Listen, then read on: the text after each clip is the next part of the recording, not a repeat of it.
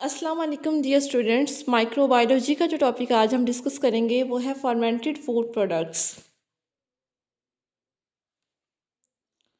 Fermented food products में कौन कौन सी चीज़ें आती हैं? फूड्स आते हैं, बेवरेजेस, मशरूबात को कहा जाता है, फूड एडिटिव्स, वो वाली चीज़ें जो फूड के अंदर ऐड की जाती हैं उनकी लाइफ टाइम को बढ़ाने के लिए, एंड सप्लीमेंट्स और मेडिसिन वगैरह आती हैं। हेल्थ केयर प्रोडक्ट्स आती हैं जो हेल्थ की केयर करने के लिए। माइक्रोबियल इंजाइम्स आती हैं, डिफरेंट इंजाइम्स जो हम इंडस्ट्रीज़ के अंदर यूज़ करते हैं for food purposes and for non food purposes हैं। इसके अलावा इंडस्ट्रियल केमिकल्स आते हैं एंड फ्यूल्स आते हैं।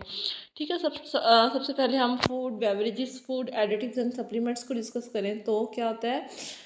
Wide range of fermented foods and beverages have been produced through recorded history.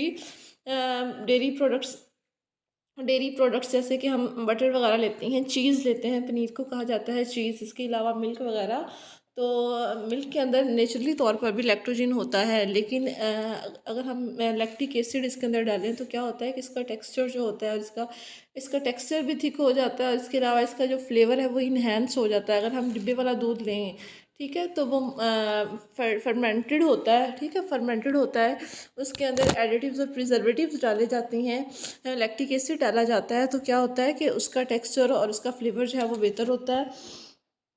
और ये उसकी लॉन्ग टर्म स्टेबिलिटी के लिए, यानी कि उसकी लाइफ टाइम को बढ़ाता है। यीस्ट जो होता है, यीस्ट इस तरह अल्कोहलिक बेवरेजेस के लिए इस्तेमाल होती है। डिफरेंट अमाइनो एसिड्स हैं, वाइटामिन हैं, जिसे हम सप्लीमेंट्स के तौर पर इस्तेमाल करते हैं। सप्लीमेंट्स न्यूट्रिशंस को कहा जाता है जो हम मेडिसिन के थ्रू देते हैं। सप्लीमेंट्स और न्यूट्रिशंस को कहा जाता है जो हम मेडिसिन के थ्रू देते हैं। फॉर एग्जाम्पल, अगर हमें विटामिन बी की कमी है तो विटामिन बी के सप्लीमेंट्स लेंगे। तो इसी तरह से in addition some microorganisms contain high level of protein with good nutritional characteristics suitable for the both human and animal consumption. कुछ माइक्रो ऑर्गेनिजम्स ऐसे होते हैं जिनके पास अच्छा प्रोटीन का लेवल होता है, और इसकी न्यूट्रिशनल ये प्रोटीन जो होती है ये एनिमल्स भी इस्तेमाल कर सकते हैं और इसके अलावा ह्यूमन्स भी कर सकते हैं। हेल्थ केयर प्रोडक्ट्स को अगर हम देखें, हेल्थ केयर प्रोडक्ट्स में आमतौर पर मेडिसिन वगैरह आती हैं, एंटीबायोटिक्स आती हैं, डिफरेंट थिंग्स आती हैं। एंटीबायोटिक्स काफ़ी ज़्यादा प्रोड्यूस होती हैं माइक्रोबायोलॉजी में बाय फर्मेंटेशन के through, in terms of providing human benefit, human को बेनिफिट देने के लिए, ह्यूमन के फ़ायदे के लिए।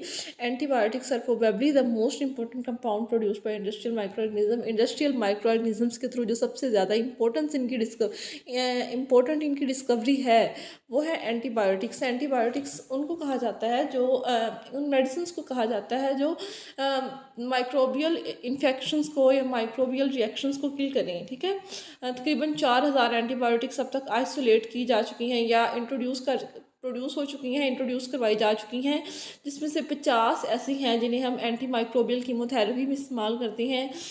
इन एंटीबायोटिक्स के कुछ नाम इस तरह से हैं: बी लेक्टिमस है, पेंसिलिन है, स्फेलोस्पोरिन है, इसके अलावा अमाइनो ग्लूकोसाइड्स एंड टेट्रासाइलिन। ठीक है, फार्मास्यूटिकल डिफरेंट और प्रोडक्ट्स होती हैं, एल्केलॉइड्स होते हैं, स्टीरॉइड्स होते हैं, वैक्सीन्स होती हैं। वैक्सीन्स का तो आप सबको पता है। स्टीरॉइड्स उन पेन किलर्स को कहा जाता है, उन इंजेक्टिबल्स को कहा जाता है। स्टीरॉइड्स में बेसिकली पेन किलर्स होते हैं। ये मेडिसिन भी हो सकती हैं और इंजेक्शंस भी हो सकते हैं। स्टीरॉइड्स जब लगाते हैं तो क्या होता है कि पेन जो भी होती है, मसल्स में हमारी पेन अगर हो, जॉइंट्स वगैरह में हो, तो पेन फ़ौरन से रुक जाती है। लेकिन स्टीरॉइड्स के कुछ साइड इफ़ेक्ट्स भी होते हैं, क्योंकि ये लॉन्ग टर्म के लिए नहीं होता, ये जस्ट आपको वक्ती तौर पर फ़ायदा देता है। इसके अलावा आता है microbial enzymes the most important, and specially इसमें जो आती है उसमें है हाइड्रोलिटिक इंजाइम। इसके डिफरेंट रोल्स हैं, हैव न्यूमरस रोल्स। न्यूमरस का मीनिंग है मैनी रोल्स इसके होते हैं। ये एड करता है, हेल्प करता है। एड्स का मीनिंग होता है हेल्प करना। ये हेल्प करता है in the production of wide range of specific foods को, मतलब खुराक बनाने में भी हेल्प करता है, एंड नॉन फूड प्रोडक्ट्स की प्रोडक्शन में भी ये हेल्प करता है। नॉन फूड प्रोडक्ट्स की प्रोडक्शन में भी हेल्प करता है। नॉन फूड से मुराद ये है कि डिफरेंट इंडस्ट्रीज़ होती हैं जहाँ पे हाइड्रोलिटिक इंजाइम इस्तेमाल होता है। वो इंडस्ट्री बेशक कपड़े की इंडस्ट्री ले लें, टेक्सटाइल इंडस्ट्री ले लें, तो उसमें नॉन फूड प्रोडक्ट्स बनते हैं।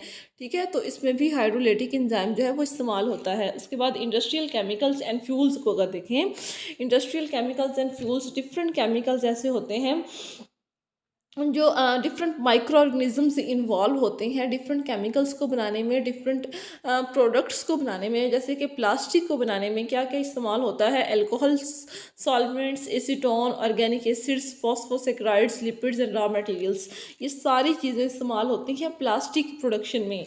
Industrial feedstock chemical supplied through fermentation including various alcohol solvents such as acetone, organic acids, polysaccharides.